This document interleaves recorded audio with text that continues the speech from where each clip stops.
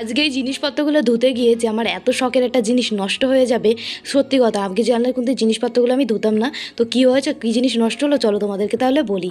তো বন্ধুরা দেখো, কিছুদিন ধরে কিন্তু জিনিসপত্রগুলো সব ঘরের মধ্যে ঢিবি হয়ে রয়েছে, বৃষ্টির জন্য কিন্তু ধুতে পারছি না।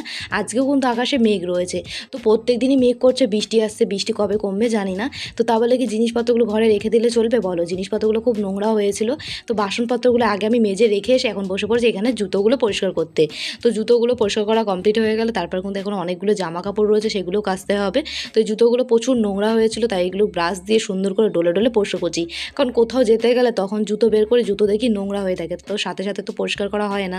তাই আজকে তাড়াতাড়ি করে আমি একটু পরিষ্কার করে রেখে দিচ্ছি, কোথাও যাওয়ার হলে তখন পরে যাবো। তো বন্ধুরা চলো, জুতোগুলো পরিষ্কার করতে করতে জামা কাপড় কাচতে কাচতে আজকে তোমাদের ছোটো ছোটো কমেন্টগুলো বলি। আপু, তোমার ভিডিও দেখতে অনেক ভালো লাগে, আমার নামটা নিয়েও চন্দনা। তো থ্যাংক ইউ চন্দনা, আমাকে এত সুন্দর একটা কমেন্ট করার জন্য। আমার তরফ থেকে রইলো তোমার জন্য অনেক অনেক ভালোবাসা, অনেক ভালো থেকো চন্দনা তুমি। জুতোগুলো ধোয়া কমপ্লিট হয়ে গেছে, জুতোগুলো আমি বাসের উপরে হেলান দিয়ে রাখলাম যাতে খুব তাড়াতাড়ি শুকিয়ে যায়। তারপরে কিন্তু চলে আসলাম জামা কাপড়গুলো ভেজানোর জন্য।